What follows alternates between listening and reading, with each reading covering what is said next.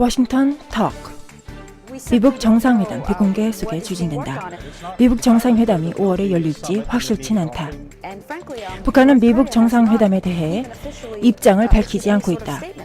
문재인 대통령은 남북미 3국 정상회담을 언급했다. 너무 성급한 생각이다. 신임 존 볼튼 안전보좌관은 대북 선제 타격을 주장하고 있다. 트럼프 외교라인은 대북 초강경파로 재편되어 있지만 무모한 집단은 아니다. From the Voice of America, this is Washington Talk. 워싱턴 톡 시작합니다. 저는 조은정입니다. 도널드 트럼프 대통령과 김정은 국무위원장이 역사적인 정상회담을 계획하고 있습니다.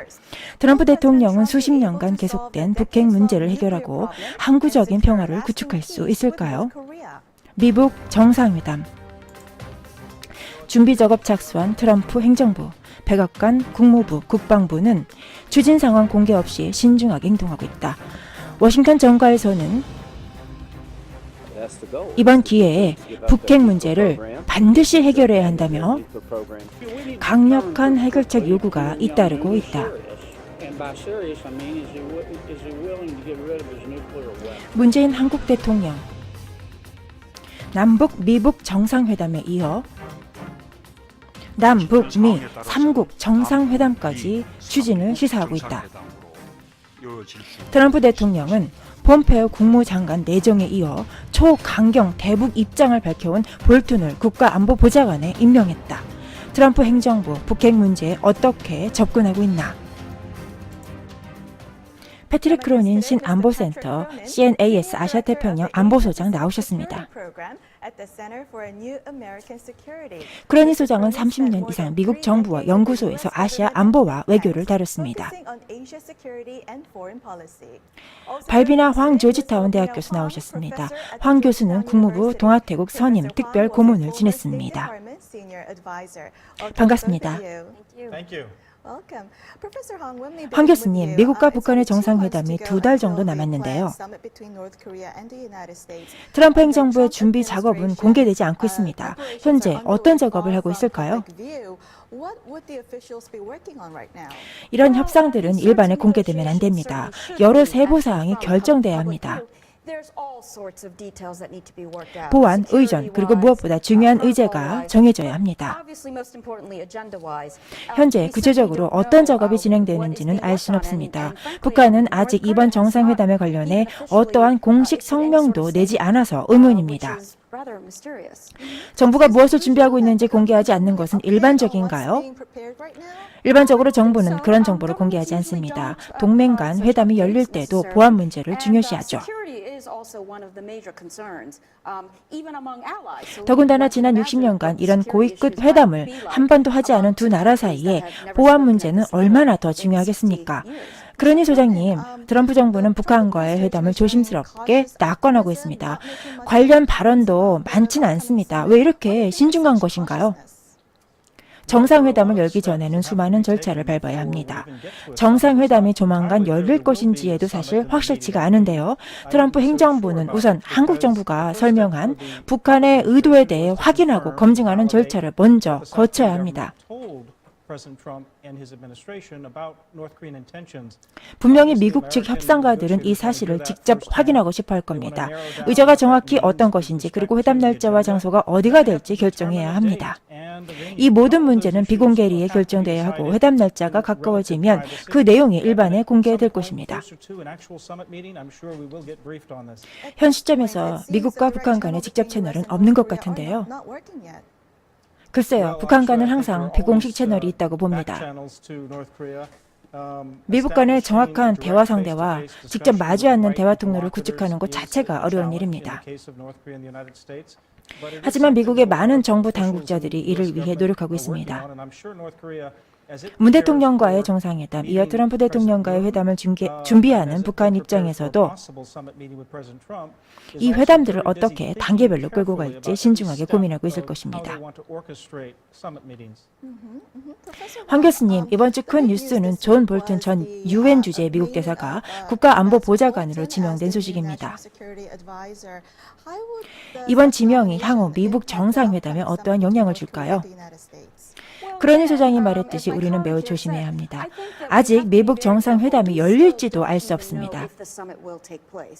우리가 미북 정상회담에 대해 예측하기 전에 사실 남북 정상회담을 더 중요하게 봐야 한다고 생각합니다. 향후 회담의 기초를 닦을 것이기 때문이죠. 따라서 여러 추측과 즉각적인 반응들은 금물이라고 봅니다. 존 볼튼 전 대사는 안보보좌관 임명 직후 방송에 출연했는데 임명 사실에 대해 스스로 놀란 것 같습니다. 그러니 소장님, 국가안보보좌관이 앞으로 미북 정상회담을 준비하는데 핵심적인 역할을 하지 않을까요? 행정부는 크고 많은 핵심 인사들이 있습니다. 실질적인 업무는 중간 단계 실무 당국자들이 진행합니다. 핵심 인사들을 언급할 때 많은 사람들이 이 부분을 잊곤 하죠. 마이크 폼페오 CIA 국장이 새로운 국무장관으로 임명됐습니다. 폼페오 국장 인준은 빨라야 4월 중순이나 5월 초가 될 텐데요. 얼마나 오래 걸릴지 알 수는 없습니다. 국가안보보좌관은 의회 인준을 받지 않아도 됩니다. 따라서 대통령은 볼튼 내정자를 4월 9일자로 임명한다고 밝혔죠. 존 볼튼은 북한 문제들을 매우 면밀히 살펴봤습니다. 외교와 무관하게 지내온 사람이 아닙니다. 현안을 잘 알고 있을 겁니다. 또 퇴임하는 맥메스터 보좌관이 앞으로 일주일 동안 기밀 정보를 세밀하게 넘겨줄 것입니다. 연속성이 있을 것으로 봅니다. 국가안보보좌관은 매일 대통령에게 조언을 하는 자리입니다. 마이크 폼페오 CIA 국장이 대통령에게 1일 정보 보고를 했었습니다. 트럼프 대통령은 앞으로도 가까이 귀를 기울이고 있던 사람들에게 의존할 것입니다. 그러니 소장님, 볼튼 전 대사가 과거에 북한 문제를 긴밀히 다뤄왔다고 말씀하셨는데요. 볼튼은 북한에 대한 예방전쟁을 강력히 옹호하는 발언을 했습니다. 바로 지난달에 북한을 선제 타격해야 하는 합법적인 이유라는 기고문을 냈었죠. 이런 그의 견해가 트럼프 대통령의 생각에 어떠한 영향을 미칠까요? 저는 미 국제개발처에서 볼튼 전 대사의 후임으로 활동한 적이 있습니다. 조지 W. 부시 행정부 때인데 볼튼 전 대사가 제게 먼저 연락을 해서 조언을 했습니다. 볼튼 전 대사는 철저하게 기록하는 사람입니다. 당면한 업무에는 집중하죠. 변호사 출신으로 철저하게 소송 의견서를 준비합니다. TV에 출연할 때는 도발적인 발언을 하지만 그의 법적 조언은 훨씬 더 신중합니다. 예를 들어 그가 예방전쟁을 지지한다라는 생각은 사실이 아닙니다. 존 볼튼 전 대사가 실제로 말한 것은 예방전쟁이 합법적으로 가능할 수 있다는 것입니다. 예방전쟁의 바람직한 전략이라던가 선호하는 정책이라고 밝힌 것과는 매우 다른 것입니다. 정책 담당자로서 존 볼튼은 제대로 본 적이 없습니다. 과거 유엔에서 외교를 펼쳤을 때를 제외하군요. 그때 볼튼 대사는 직접적으로 무력을 사용하지 않는 다른 방법들을 많이 강구했습니다. 따라서 우리는 볼튼이 뉴스 논평가가 아닌 정책가로서의 어떤 모습을 보일지 지켜봐야 되고요. 보통 시민으로서 논평을 쓰거나 연설을 할 때는 매우 도발적인 주장을 할 수 있습니다.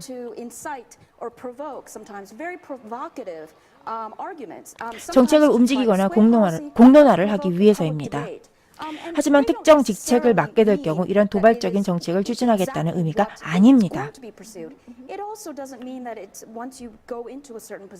트럼프 대통령은 안보보좌관 임명에 앞서 존 볼턴을 만나 제발 어떤 전쟁도 시작하지 말라고 말한 것으로 알려져 있습니다. 트럼프 행정부가 무모한 집단이 아니라는 것을 보여주는 대목이죠. 마이크 폼페오와 존 볼튼이 트럼프 대통령 옆에 자리하면서 그들은 매우 진중하고 강한 팀이 될 것입니다. 아시다시피 도널드 트럼프 대통령은 국제관계의 경험이 별로 없습니다. 지난 14개월간 대통령직을 수행하면서 배우고 있습니다.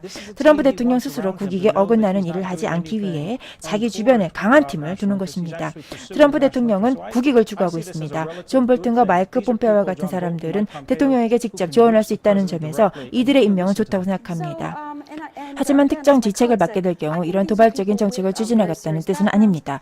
이들은 매우 진지한 배경과 경험을 가지고 있는 전문가들입니다. 새로 맡은 직위에 따른 책임도 충분히 이해하고 있기 때문에 앞으로 어떤 일이 펼쳐질지 지켜봅시다. 한 교수님, 문재인 한국 대통령이 미국과 남북한 간에 3자 정상회담을 열 수도 있다고 말을 했습니다.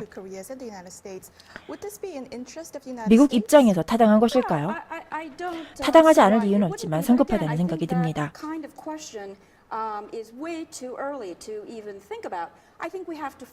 가장 첫 번째 단계는 우선 남북 정상회담의 결과를 지켜보는 것입니다. 성과가 있다면 문재인 대통령이 주장하듯이 김정은이 비핵화를 약속한다면, 그리고 더 이상 핵과 미사일 실험을 하지 않는 행동을 보여준다면, 그러면 미국도 진도를 낼 수 있습니다. 실제로 미북 정상회담과 3자 정상회담이 열릴지 지켜봐야 합니다. 3자 정상회담이 미국에게 나쁠 이유는 없지만 그것을 얘기하기에는 너무나 이릅니다. 크로니 소장님, 앞으로 북한과의 협상에서 모든 관련국들이 큰 양보를 해야 할 것입니다. 미국은 북한에 어떠한 양보를 할 준비가 돼 있다고 보십니까? 양보에 대한 문제는 결국 지금 그 어떤 나라도 입장 변화가 없다는 점을 보여줍니다. 우리는 지금 2자, 3자, 4자 정상회담을 가정하고 있지만 현실은 북한도 미국도 정책을 크게 바꾸지 않았다라는 점입니다. 서로 간에 신뢰도 없습니다. 따라서 정상회담이 열려도 큰 양보가 없을 것으로 봅니다.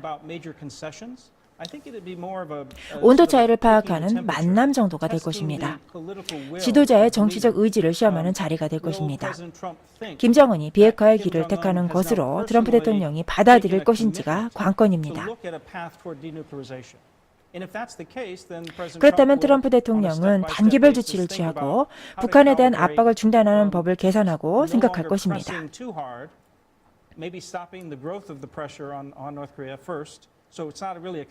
양보라기보다는 일시 정지 혹은 자제이죠. 이후 검증 가능한 실질적인 비핵화 조치가 있으면 그때서야 제재 완화와 압박 완화 논의를 시작할 것입니다.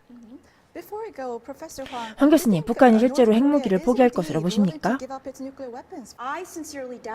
하지만 저는 회의적으로 봅니다. 왜냐하면 핵무기가 핵심이 아니기 때문입니다. 북한은 항상 원했던 것을 확보하려 할 것입니다. 단순한 정권 생존이 아니라 자신의 체제가 보장되고 주변 강대국들의 영향력에서 독립되는 한반도를 이끄는 것이 목표입니다. 다음 주제로 넘어가겠습니다. 남북, 미북 정상회담을 앞두고 북한의 움직임이 빨라지고 있다.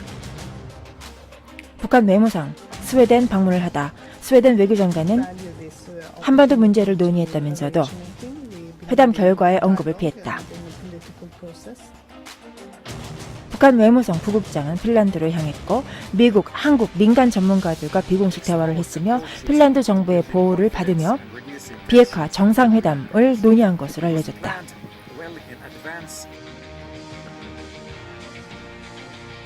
북한 연쇄 정상회담에 앞서 조율 작업을 벌였나?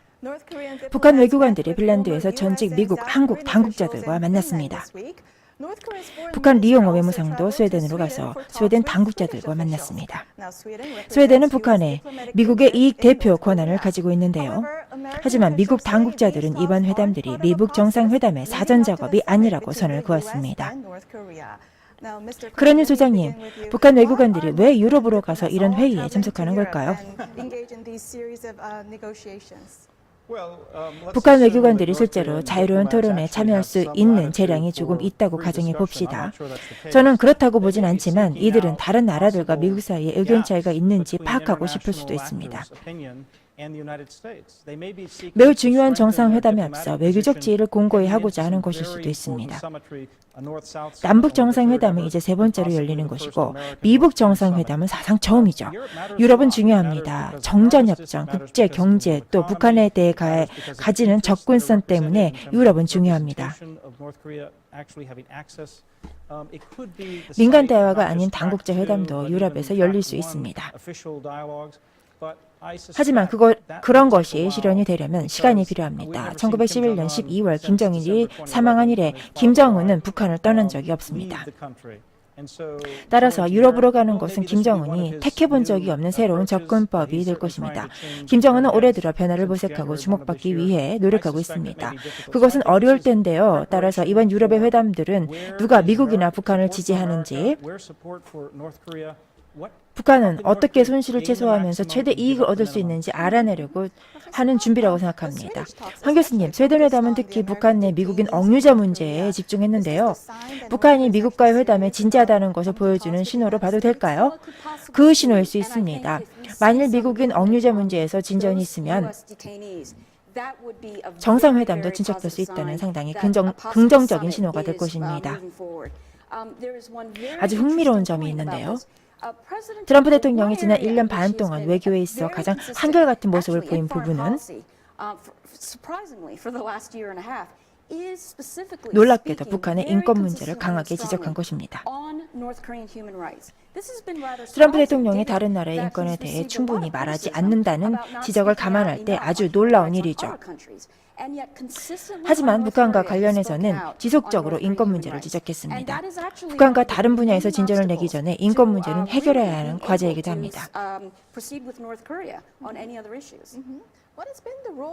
육자회담 결렬 이후 유럽 국가들이 어떠한 역할을 해왔나요? 그레니 소장이 말했듯이 유럽은 독특한 역할을 했습니다. 유럽은 중립적인 공간을 제공하는데요. 유럽은 북한인들이 정치적인 고려 없이 방문하기에 편한 곳입니다.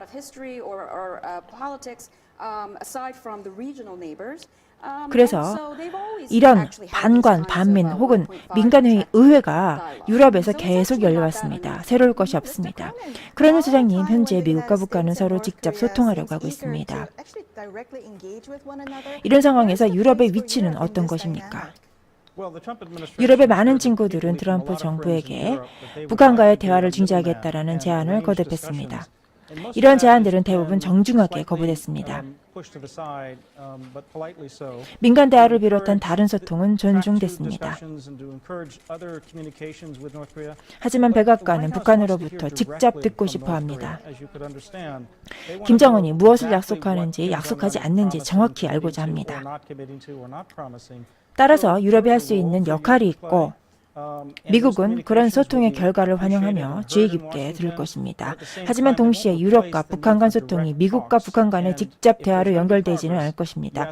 미국인 억류자 석방과 같은 진전이 있다면 좋은 시작이 될 수 있겠지만 물론 트럼프 정부가 비난하고는 있지만 이란의 경우는 핵 협상 외교가 시작될 수 있는 계기가 미국과 이란의 수감 중이던 자국민들을 막교환한 것이었습니다. 그때도 유럽은 큰 역할을 했습니다. 그런데 황 교수님, 왜 민간 대화에 북한 당국자들이 참여하는 것일까요? 북한 체제가 그렇습니다. 중국 체제도 그렇죠. 북한 체제도 마찬가지입니다.